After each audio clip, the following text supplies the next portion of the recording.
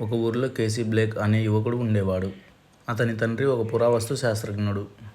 అతని తండ్రి కొన్ని నెలల క్రితం ఒక పరిశోధన కోసం అమెజాన్ అడవులకు వెళ్ళి ఉంటాడు. ఇంతవరకు అతని నుంచి కాల్స్ మరియు మెయిల్స్ ఉండవు. అందుకే కేసీ బ్లేక్ అతని తండ్రిని వెతకడం కోసం ఒక హెలికాప్టర్లో అమెజాన్ ఫారెస్ట్కి వెళ్ళడానికి బయలుదేరుతాడు. కేసీ కూడా ఒక యువ శాస్త్రజ్ఞుడు. తను హెలికాప్టర్లో అమెజాన్ అడవులపై నుంచి వెళ్తున్నాడు. ఆ వ్యూ చూడడానికి చాలా అద్భుతంగా ఉంటుంది. దట్టమైన అడవులు, జలపాతాలు చూడడానికి చాలా అందంగా ఉంటుంది. కేసీ అడవిలోని ఒక స్థలంలో ల్యాండ్ అవుతాడు. అక్కడ తనని రిసీవ్ చేసుకోవడానికి మాయా అనే లోకల్ గైడ్ పరిచయం అవుతుంది. వారిద్దరూ తన తండ్రి ఆనవాళ్ళ కోసం వెతుకుతూ వెళ్తుండగా మార్గమధ్యంలో వారిద్దరిని చిరుతపులులు, అడవి మనుషులు వెంబడిస్తారు. వారిద్దరూ చాలా వేగంగా పరిగెత్తుతారు. ఒక్క నిమిషంలో వారికి చావు తప్పుతుంది. కేసీ తన తండ్రి యొక్క డైరీని అనుసరిస్తూ ఒక పాత దేవాలయాన్ని కనుగొంటాడు. అక్కడ మొత్తం గుడి గడ్డితో కప్పబడి ఉంటుంది. ఆలయం లోపలికి వెళ్ళగానే వారికి ఒక రహస్య లివర్ కనిపిస్తుంది. అది ఒక స్వరంగంలోకి వెళ్ళే దారికి కీ లాంటిది. వారు దాన్ని ఈజీగా ఓపెన్ చేస్తారు. ఓపెన్ చేయగానే వారికి స్వరంగం లోపలికి దారి కనిపిస్తుంది. వారు నిదానంగా నడుచుకుంటూ లోపలికి వెళ్తారు. అక్కడ వారు ఒక ట్రాప్లో చిక్కుకుపోతారు. వారిపైన బండరాళ్ళు పడతాయి. వారు ఎలాగోలా తప్పించుకొని ఒక రహస్య గదిలోకి వెళ్ళిపోతారు. అక్కడ వారికి అగ్నిలాంటి రాయితో చేసిన ఒక తాళం కనిపిస్తుంది. వారు దానిని తీసుకుని తిరిగి లియా అనే పట్టణంలోకి వచ్చి ఒక హోటల్ గది అద్దెకు తీసుకుని పడుకుంటారు. వారు నిద్రిస్తున్న సమయంలో ఒక నీడలాంటి ముసుగు వేసుకున్న మనిషి కేసీ దగ్గర ఉన్న ఆ అగ్నిలాంటి రాతపు తాళాన్ని దొంగలిస్తాడు. వెంటనే కేసీ లేచి ఆ దొంగను వెంబడిస్తాడు. మాయ కూడా అతని వెంట పడుతుంది. ఆ దొంగ పడవలో నదిలో వెళ్తాడు. కేసీ మరియు మాయ కూడా ఒక పడవ తీసుకుని ఆ దొంగను నదిలో వెంటపడతారు. అలా వారు ఆ దొంగను చేరుకుని ఎలాగోలా ఆ తాళాన్ని తిరిగి పొందుతారు. సమస్య తీరిపోయింది అనుకునే లోపు వారిని ఇంకో ముఠా వచ్చి చుట్టుముడుతుంది. ఆ ముఠా కేసీ మరియు మాయాని తమ స్థావరానికి తీసుకెళ్లి బంధిస్తారు. వారు ఆ రోజంతా అక్కడే ఉంటారు. ఆ రోజు రాత్రి మాయ తన టెక్నిక్స్ ఉపయోగించి బంధించిన గది నుండి తప్పించుకుంటుంది.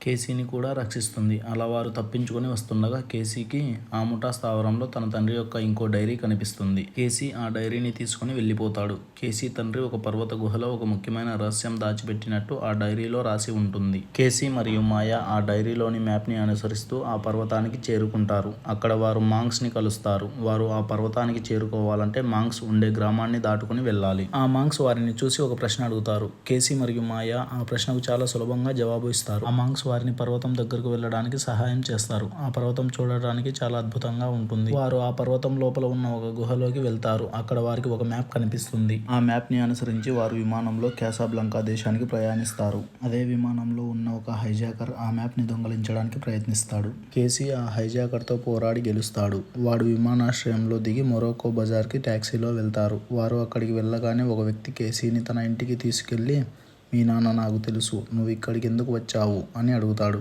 అప్పుడు కేసీ, నేను నా తండ్రిని వెతుక్కుంటూ ఇక్కడికి వచ్చాను అని చెప్తాడు. అప్పుడు అతను కేసీకి ఒక ప్రదేశం గురించి చెప్తాడు.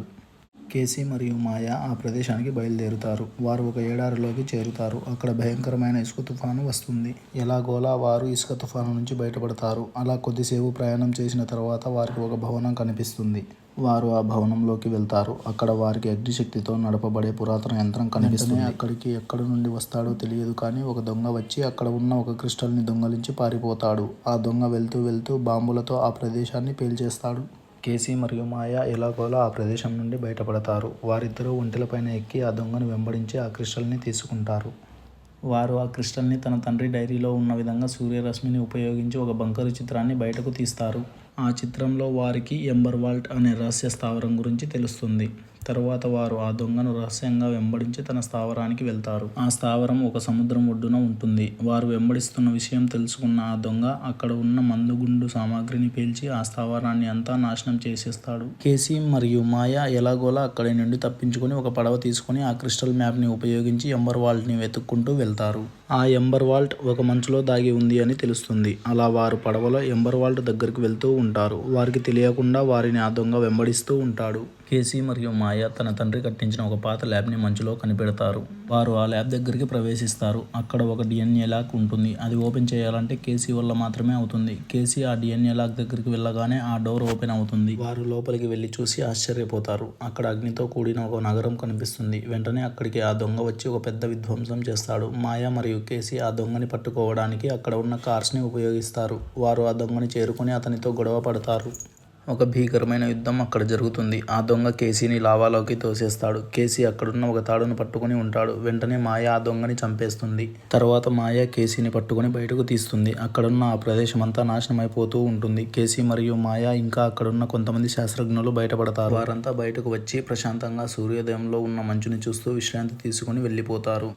కేసీ ఆ ల్యాబ్లో తీసుకున్న కొన్ని పురాతన వస్తువులను మ్యూజియంలో అందజేస్తాడు. అలాగే ఆ ల్యాబ్లో కేసీకి ఒక ఉత్తరం దొరికి ఉంటుంది. ఆ ఉత్తరం తన తండ్రి అదృశ్యం అయిన రోజుది.